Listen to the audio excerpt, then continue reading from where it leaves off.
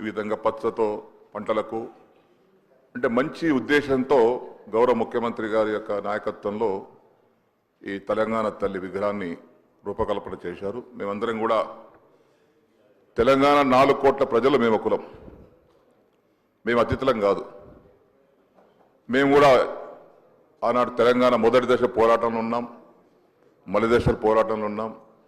ఇప్పుడు కూడా మీ నాయకత్వంలో ఇక్కడ శాసనసభ్యుడిగా ఉన్నాం. ఈ శాసనసభ ముఖ్యమంత్రి గారి నాయకత్వంలో మనమందరం హుందాతనంతో అన్నిటికంటే ముఖ్యం, నేను కూడా స్థానంలో ఉన్నప్పుడు కూడా చాలాసార్లు రిక్వెస్ట్ చేసేవాడిని, శాసనసభ మర్యాదలు శాసనసభ హుందాతనాన్ని కాపాడుకోవాలి. మనం మాట్లాడే భాష, మనం మాట్లాడే తీరు బాహ్య ప్రపంచానికి ఆదర్శంగా ఉండాలి.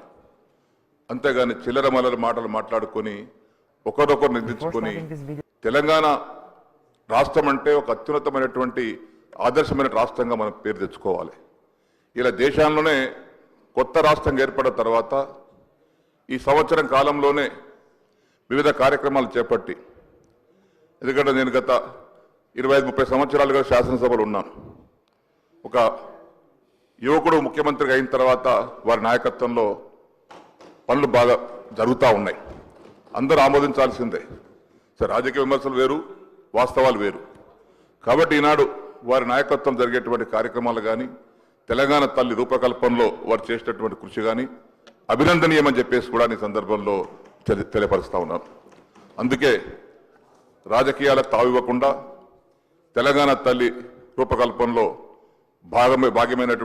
భాగస్వాములైనటువంటి అందరికీ కూడా అభినందిస్తూ, ఈరోజు సాయంత్రం కార్యక్రమం ఏదైతే ఉందో 6:05 తెలంగాణ తల్లి విగ్రహ ప్రారంభోత్సవ కార్యక్రమానికి పార్టీలకు అతీతంగా, మతాలకు అతీతంగా, కులాలకు అతీతంగా, వర్గాలకు అతీతంగా అందరూ కూడా వచ్చి పాల్గొని ఆ యొక్క తెలంగాణ తల్లి విగ్రహం, తల్లి అంటే మనకందరికి కన్న తల్లే, తల్లిని మనం గౌరవించుకోవడం మన బాధ్యత.